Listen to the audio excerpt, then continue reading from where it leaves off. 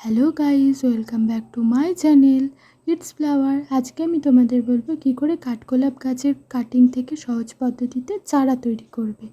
যে মাটিটা নিয়েছি সেটার মধ্যে কিছুটা মাটি নিয়েছি, কিছুটা সাদা বালি নিয়েছি, তোমরা লাল বালিও দিতে পারো। আর নিয়েছি কলার খোসা। কলার খোসা চাইলে দিতেও পারো, নাও দিতে পারো। এবারে দেখো কী করে কাঠগোলাপ গাছটাকে তৈরি করব। কাঠগোলাপ গাছটা একদিন আগে কেটে নিয়েছি, নিচের দিকে 45 ডিগ্রি অ্যাঙ্গেল করে কেটেছি, আর ওপরের সমস্ত পাতাগুলো কেটে নিয়েছি। নিচে রুট হরমোন হিসেবে অ্যালোভেরা জেল দিয়েছি, আর যাতে ছত্রাক না লাগে তার জন্য একটু ফাঙ্গিসাইড সাপ পাউডার দিয়েছি। দেখো এরকমভাবে লাগিয়ে নিতে হবে। দিয়ে তারপরে জিনিসটাকে আমরা বসিয়ে দেব। বসিয়ে দেওয়ার পর মাথার দিকে একটু ফাঙ্গিসাইড দিয়েছি যাতে ছত্রাক না লাগে। পরিমাণ মতো জল দিয়েছি, দেওয়ার পর প্লাস্টিক দিয়ে ঢেকে দিয়েছি। 10 থেকে 15 দিন পর খুলব।